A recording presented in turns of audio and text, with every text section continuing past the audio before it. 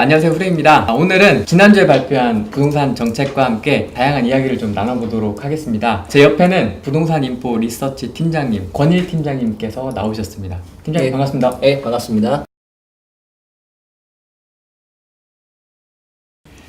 지난주에 예. 9.13 부동산 정책이 다시 한번 또 발표를 예. 했습니다. 지금 몇 번째인지 모르겠습니다. 참 많이 발표를 했는데요. 예. 일단 현 정부, 문재인 정부의 부동산 정책 한번 좀 정리를 좀 해주시죠. 예, 뭐 업계에 있는 사람으로서 뭐 저도 굉장히 좀 헷갈릴 정도로 예. 많은 좀 대책들이 나왔는데요. 예.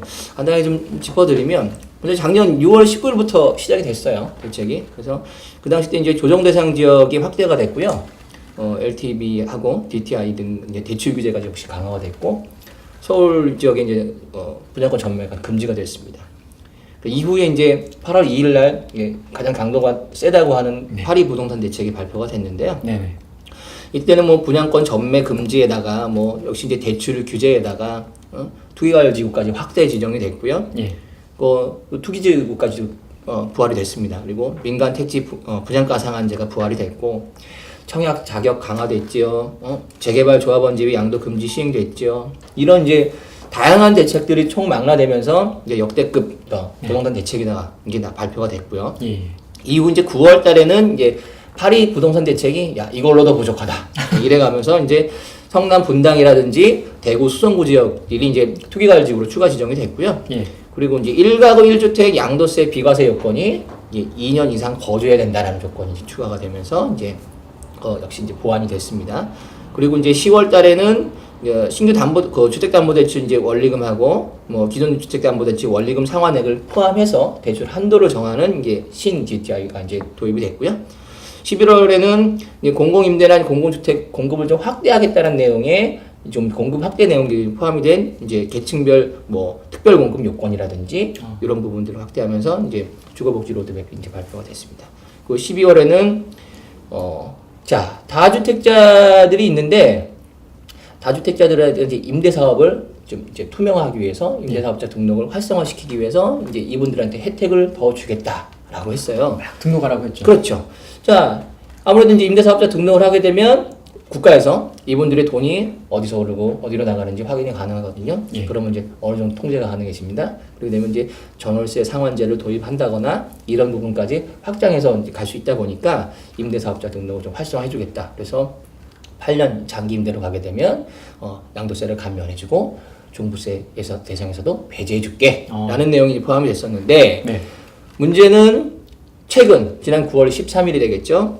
자, 주택시장 안정대책이 다시 발표가 됐어요. 예. 뭐 이전부터 이제 좀 강도가 세게 나올 거다라고 이제 예고가 됐었습니다만은 어쨌든 간에 이번에 포함된 내용을 살펴보니까 뭐 종합부동산세를 이제 역시 보유세를 좀 높였고요. 그리고 다주택자 분들의 대출을 제한하는 이런 이제 뭐 규제지역에서는 대출을 금지시켰고요. 그 다음에 임대사업자 혜택 작년에 좀 전에 말씀드렸던 그 내용들을 싹 날려버렸습니다. 예, 임대사업자 혜택 축소를 발표하는 이제 9.13 대책이 최근에 발표가 됐습니다. 파리 부동산 대책 이후로 이제 역시 규제가 강화된 데가 규제 지역도 확대됐죠. 그리고 대출도 뭐 제한됐죠. 이러다 보니까 아파트는 온통 그 규제의 연속이었던 거죠. 그러다 보니까 자연스럽게 아파트 투자는 이제 녹록지 않아졌다. 이렇게 볼 수 있습니다. 정부가 아파트만 이렇게 쳐다보고 있는 것 같아요. 그렇죠. 앞서 말씀드렸던 것처럼 아파트는 보이거든요. 흐름이 보이니까 네. 이게 막 가격이 막 크게 올랐다가 떨어졌다 이런 부분들이 막 보이거든요. 그러니 정부에서도 굉장히 손쉽죠. 파악하기가. 그러면 야 얘네부터 잡아야 되겠다 이렇게 나오는 거죠. 그러다 보니까 이제 이런 회초리를 피해서 예. 상가, 수익형 부동산 이쪽으로 옮겨가시는 분, 그다음에 기존부터 수익형 부동산에 관심을 갖고 계신 분들이 계십니다. 예. 수익형 부동산은 좀 어떻게 보고 계세요? 뭐 대표적인 수익형 부동산 하면 역시 이제 뭐 상가를 꼽을 수 있겠고 뭐 오피스텔 정도를 꼽을 수 있겠죠.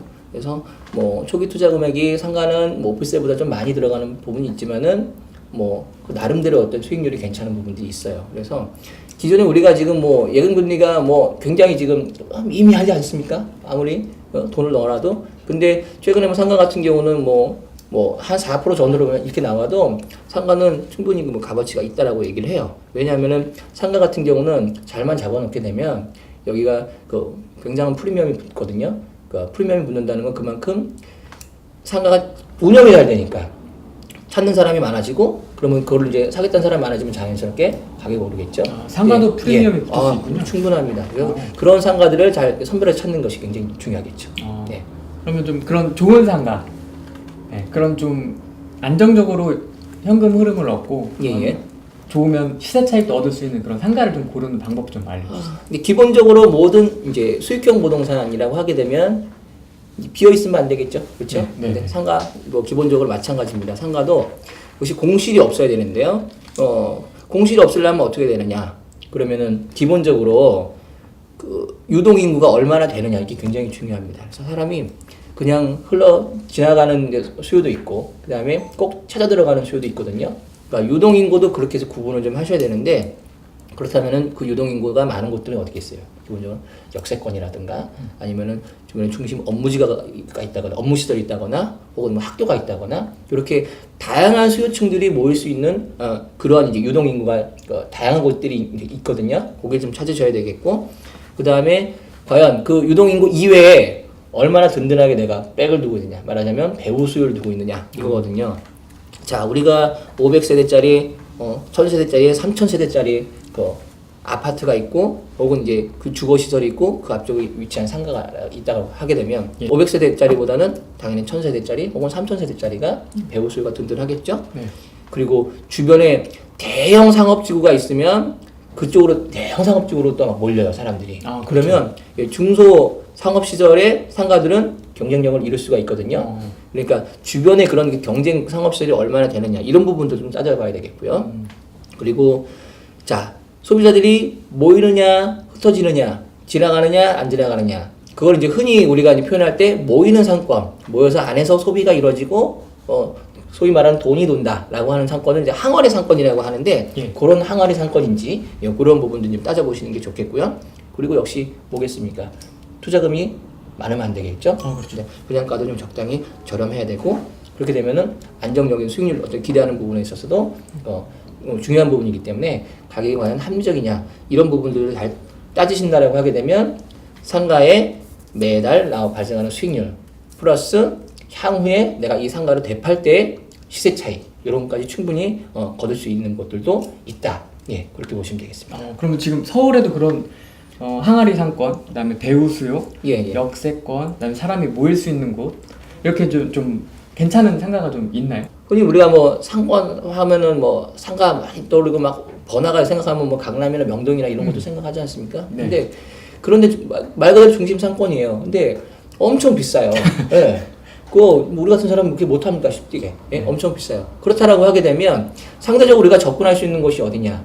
앞서 말씀드렸던 게 배후 수요 든든하고 그다음에 그 기존에 어떤 전통적인 상권이 있다 보니까 거기가 새롭게 좀 개선되고 리모델링 돼서 뭔가 변화가 생길 수 있는 곳, 그럼 모일 수 있는 상권이 분명히 있거든요.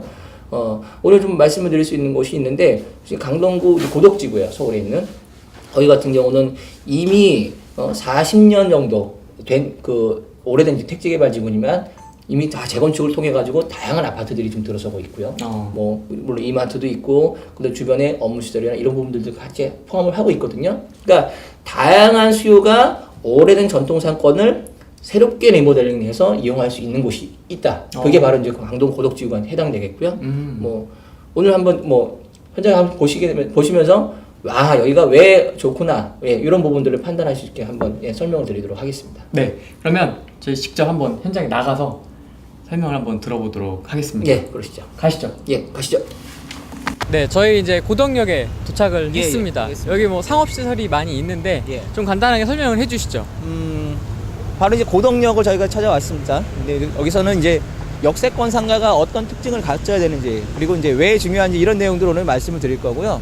실제로 이 고덕역 앞에는 이미 지금 앞서 공급한 상가가 있었어요. 효성 해링턴 타워라고 하는 상가가 있었는데 일단 완판이 됐습니다. 완판이 됐고 바로 그 옆으로 또 다른 이제 상업시설이 공급이 되는데요.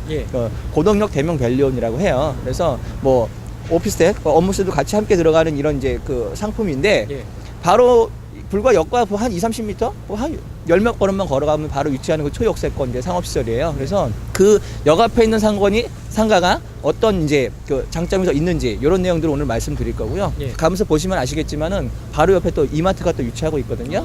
이마트가 있으면 뭐겠습니까? 바로 평일날 다양한 사람들, 주말 할 거 없이 다양한 사람들이 오고 간다. 역시 이동인구 이런 부분들도 충분히 어떤 상가의 장점을 살릴 수 있는 그런 내용들이니까 그런 부분도 오늘 제가 한번 짚어드리겠습니다. 그럼 한번 좀 걸어가면서 한번 좀 보여주시죠. 예, 그러시죠. 네. 가시죠. 네, 저희 이제 조금 더 걸어 나왔습니다. 아주 네. 잠깐 걸어 나왔는데요. 바로 보시게 도착을 되면은 했어요. 저희 네. 고덕역과 그 오늘 말씀드린 요 상가 현장들이 있습니다. 이 현장을 살펴보시게 되면은 전철역과 불과 2-30m 거리밖에 안 돼요. 예.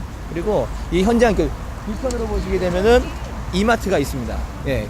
이마트 같은 경우는 어때요? 남녀노소가 평일 뭐 주말 할 거 없이 많은 분들이 이용을 하지 않습니까? 예. 자, 전철역과 지하철역과 이마트 사이에 있는 상가다. 왜 중요하냐?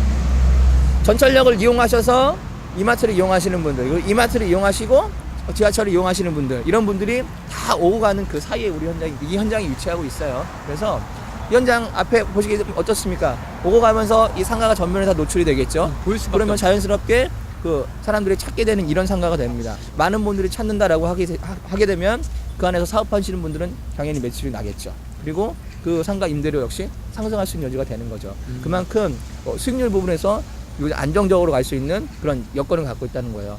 똑같은 지하철 그 역세권 상가라고 하더라도 어떤 분들이 많이 오고 가는지, 그리고 여러 출구가 있더라도 많은 분들이 오고 가는 출구가 있고 적은 분들이 오고 가는 출구가 있습니다. 그래서 예. 많은 분들이 오고 갈 수 있는 그런 출구가 그 출구 앞에 있는지, 이런 부분들도 오늘 이 역세권 상가의 어떤 특징을 살펴보는 부분에 있어서 매우 중요한 부분이고요. 예. 예, 그걸 잘 판단하시게 되면은 자 결정되겠죠. 투자할 부분도 얼마든지 결정될 수 있겠습니다. 그러면 조금 더 저쪽으로 가서 예. 설명을 좀 해주시죠. 이마트 앞쪽으로 한번 가시면서 얼마나 많은 분들이 또 오고 가시는 건지 네, 한번 이런 부분도 확인을 해보시죠. 예, 네. 예. 가시죠. 네, 저희 이제 이마트 앞에 도착을 예. 했습니다. 좀 설명을 해주시죠. 예, 보시게 되면은 이마트가 저희 바로 뒤에 위치하고 있는데 이마트 규모도 작지가 않아요. 중급 규모 되기 때문에 역시 이제 이마트를 이용하기 위해서 많은 분들이 동선을 이쪽으로 짤 수밖에 없거든요.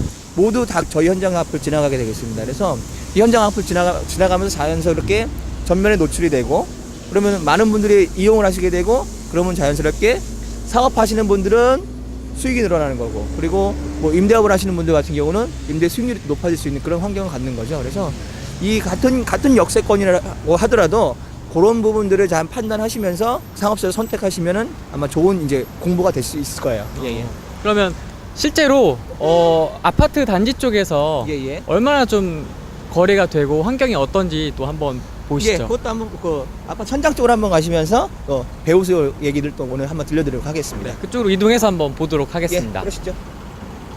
네, 이마트 옆에 보니까 아파트 단지를 지금 짓고 있네요. 예, 이쪽은 이제 고덕지구라고 합니다. 흔히 말하는. 그래서 과거에 이제 주공 아파트나 이런 저층 아파트들이 있었는데 다 지금 아파트를 새로 짓고 있어요. 재건축을 통해 가지고. 실제로 이제 저희 머리 뒤로 보이는 이 현장 같은 경우는 약 5,000세대 가까이 정도 되는 매모드급 단지가 되고요. 그리고 이 고덕역 주변으로 해가지고 이 고덕지구 일대에 4만 세대 이상의 대단히 아파트 단지들이 형성이 되어 있습니다. 그래서 그만큼 많은 배우 수요를 갖고 있다. 이것이 이제 이 지역 상권의 가장 큰 장점이라고 볼 수 있겠습니다. 그래서 그 부분을 잘 기억하시면 될 것 같아요. 네, 알겠습니다. 네, 저희가 조금 더 걸어 나와봤습니다. 팀장님, 예. 여기는 어딘가요? 예, 여기는 이제 어떤 분들이 많이들 이제 오고 가시는지 이용하실지 그 부분을 말씀드리고 싶어서 이제 이쪽으로 왔는데요. 네. 저희 바로 옆에 보시게 되면은 명예근린공원이 있습니다. 여기는 이제 축구장이 한 9배 정도 되는 규모인데요. 이 지역에서 가장 큰 규모를 자랑하고 있어서 많은 분들이 이용을 하셔요. 이분들이 이용하시고 역시 상업시설은 고덕역 그 상권을 이용하신다라고 이제 보시면 되겠고요. 그리고 그 옆에 보시게 되면은 경희대학병원이 있습니다. 경희대학병원은 역시 병원이니까 어떻습니까? 환자분들, 가족분들, 그리고 병원 관계자분들 역시 그 편의시설이라든지 상업시설을 이용하시려고 하게 되면 고덕역 상권을 이용하실 수밖에 없어요. 많은 분들이 모이는 상권은 뭐라고 그랬어요? 항아리 상권이라고 했죠. 그렇죠. 그 항아리 상권이 그만큼 유리한 부분들이 다양한 분들이 오고 가시기 때문에 그런 거거든요. 그래서 오늘도 한 가지 좋은 걸 한번 배우셨다고 생각하시면 돼요. 네. 이렇게 돌아다녀 보니까 설명을 들으니까 좀 이해가 되는 것 같습니다. 예. 조금 더 자세히 알아보기 위해서 이동해서 또 알아보시죠. 그렇죠. 네, 가보시죠. 네, 팀장님 여기 돌아다니다 보니까 예. 학원이 유독 많이 보이는데요. 예, 잘 보셨어요. 이 고덕역 상권을 또 하나의 특징을 뭐 정의한다라고 하게 되면 학원과 상권을 가장 큰 장점으로 또 특징으로 꼽을 수가 있겠는데요. 이 주변에 보게 되면은 16개 되는 이제 초중고등학교 다 있어요. 여기 잘 알고 계시는 뭐 한영외고, 한영고등학교, 한영중학교, 그다음에 뭐 배재중고등학교 이런 학교들이 16개가 있어요. 이 아이들이 어디 다 학원을 이용해야 될 거 아닙니까? 그렇죠? 그 학원들이 학원가가 고덕역 주변에 다 위치하고 있다는 거죠. 서울에서 뭐 4대 학원가 뽑으면 우리 뭐 대치동, 뭐 목동, 중계동 이렇게 뽑지 않습니까? 네 번째 4대에 들어가는 그 학원가 상권이 바로 이제 고덕역 상권이에요. 그래서 이 지역에 학원들이 많이 들어가 있고요. 실질적으로 자 학원이 하나 들어가 있으면은 거의 망해서 나가는 케이스가 거의 없습니다. 그 주로 3, 4, 5층 주로 그 위쪽에 다 학원가들이 들어가 있으면서 꾸준하게 임대 수익을 낼 수 있는 그런 환경을 갖고 있다는 게 가장 큰 장점이겠고요. 우리 아이들 뭐 꾸준하게 학원도 보내지 않습니까? 그건 대한민국 부모들 누구나 다 하는 생각들이기 때문에 그만큼 아이들이 오랜 동안 자라는 동안에 학원을 이용하기 때문에 학원가 상권은 100년을 간다. 이런 얘기가 있을 정도니까요. 고덕역 상권이 그런 점에서 가장 큰 장점을 가질 수가 있겠습니다. 유흥가 상권이 아니고 학원가 그렇죠. 상권이라서 예. 참 좋을 것 같습니다. 예, 네. 우리 뭐 유흥가가 없는 상권 중에 과천을 꼽으시는 분들 계세요. 과천 아이들 키우기 굉장히 좋다고 하시거든요. 이 고덕역 상권이 딱 그런 케이스라고 보시면 됩니다. 네. 알겠습니다. 네, 오늘 뭐 11장 다녔습니다만 이제 오늘 이제 마지막에 제가 말씀드리고 싶은 현장인데요. 예. 상가는 배우 수요가 얼마나 있느냐 중요하다고 말씀드렸죠. 그러면 그 배우 수요 중에는 직장인 수요도 상당합니다. 오늘 이 강동 고덕 지역에는 그 삼성 엔지니어링, 삼성물산, 그리고 뭐 세스코 같은 이런 이제 기업체들이 몰려 있는 이제 산업단지가 또 있어요. 그래서 이곳에서 다양한 또 직장인 수요들이 이제 유입될 수 있는 여건이 역시 고덕역 상권이다라고 볼 수 있겠고요. 고덕 쪽에서는 지금 현재 첨단 산업지구가 또 추진되고 있습니다. 그래서 그 안에는 이미 이제 이케아가 들어오기로 이제 그 약정이 돼 있어요. 대형 상업시설과 함께 다양한 업무 시설들이 함께 들어오게 되거든요. 역시 거기서 나오는 수요들이 고덕역을 이용하게 되고 고덕역 상권이 또 이제 활발할 수밖에 없다는 거죠. 그래서 그런 다양한 수요들이 모일 수 있는 곳 항아리 상권입니다. 그 항아리 상권의 전형적인 특징을 갖고 있는 것이 고덕역 상권이기 때문에 그래서 오늘 현장에 그 고덕역 대명밸리온이라고 하는 상업시설인데요. 그런 다양한 특징들을 갖고 있는 장점들을 갖고 있는 상업시설이라는 점에서 아마도 굉장히 좀 투자적인 메리트가 있을 거라고 보고요. 항아리 상권에는 뭐 상업시설뿐만이 아닙니다. 또 업무시설 혹은 이제 주거시설 중에서도 오피스텔이 있어요. 예. 요즘 오피스텔 지적들 많이 합니다만은 수요가 있는 곳에는 오피스텔이 잘 됩니다. 공실이 없어요. 다양한 직장인들 수요가 있는 곳 같은 경우는 예. 수익형 부동산으로서는 오피스텔도 매력적이거든요. 그러니까 그런 점에서 고덕역 상권에는 상업시설뿐만이 아니라 오피스텔까지 수익형 부동산 투자하기 아주 좋은 그런 환경들을 갖고 있다. 예, 그런 부분들을 오늘 말씀드리고 싶습니다. 네, 앞서 이야기 나눴던 것처럼 아파트, 예. 주택 규제에 대한 게 굉장히 심해지다 보니까 예. 이런 상업용, 수익형 부동산에 대한 관심을 한번 가져보시는 것도 나쁘지 않을까라는 생각이 물론이죠. 들었습니다. 오늘 이렇게 좋은 이야기 해주셔서 정말 감사합니다. 다음에 또 한번 나와주시죠. 예, 다음에 또 불러주시면 또 네. 잘 준비해서 또 말씀드리겠습니다. 네, 알겠습니다. 오늘 감사합니다. 예, 감사합니다. 네.